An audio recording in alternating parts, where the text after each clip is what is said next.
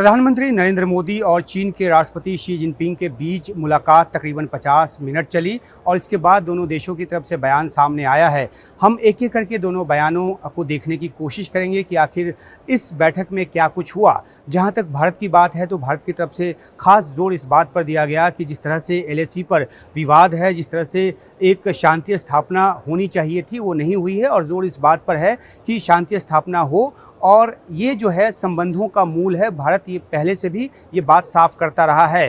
प्रधानमंत्री मोदी ने साफ तौर पे इसको फिर से रेखांकित किया और कहा कि दोनों देश जो हैं वो विकास के साझेदार हैं, उसको विवाद में नहीं बदलने दिया जाना चाहिए। तो एक भारत का खास जोर LAC पर जो यथास्थिति है, जो यथास्थिति अप्रैल 2020 के पहले की है, जिस पर भारत पहले से जोर देता रहा है, वो मुख्य फोकस रहा। हालांकि ट्रेड जो है एक बड़ा विषय है, व्यापारिक साझेदारी और जो भागीदारी है आपस में बढ़े, ये भी एक द्विपक्षीय बैठक का एक बड़ा जो मकसद है वो रहा और इस पर भी प्रधानमंत्री मोदी ने जोर दिया और कहा कि किस तरीके से दोनों देश जो हैं वो परस्पर भरोसे के माहौल में आगे बढ़ सकते हैं। इसके बरक्स अगर चीन की तरफ से आए बयान को देखें तो साफ तौर पे उसमें जो व्यापारिक जो संबंध है उस पर ज़्यादा जोर दिया गया है और ये कहा गया है कि सीमा का जो विवाद है उसको दोनों रिश्तों के बीच का मूल नहीं मान लेना चाहिए, सिर्फ उसी पे आश्रित नहीं होना चाहिए। तो साफ तौर पे एक जो दो राय है वो निकलकर सामने आ रही है और उसमें ये कि फोकस क्या हो, व्यापार हो या सीमा विवाद को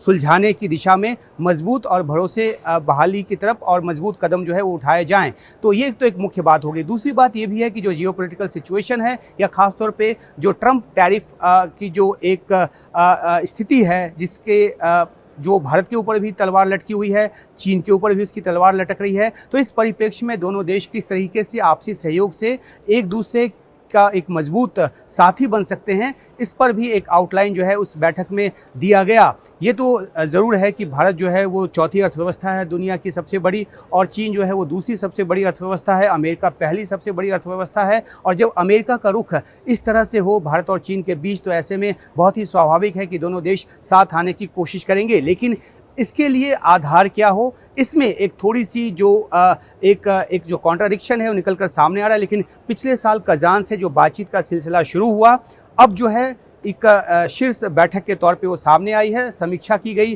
दोनों देशों के बीच जो संबंध इस बीच में आगे बढ़े हैं उसको लेकर भारत के प्रधानमंत्री की तरफ से सीधी उड़ान की शुरुआत की जो है वो बात की गई। चीन लंबे समय से ये चाहता था। कैलाश मानसरोवर यात्रा के शुरू होने का भी जिक्र प्रधानमंत्री मोदी ने किया और साथ ही साथ चीन की तरफ से जो कदम उठाए गए हैं सकारात्मक, उसकी प्रशंसा भी उन्होंने की।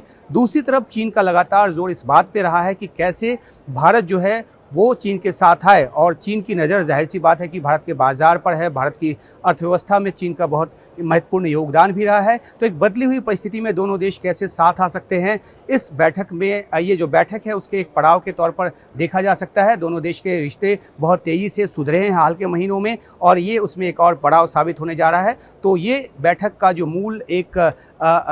मूल नतीजा है वो रहा और जाहिर सी बात है कि जब दोनों देश के नेता मिले हैं तो अब संबंधों को और तेज़ी से आगे ले जाने की कोशिश होगी। लेकिन भारत का जोर सीमा विवाद के हल की तरफ लगातार बना रहेगा। तियानजिन से Umashankar Singh. Subscribe to One India and never miss an update. Download the One India app now.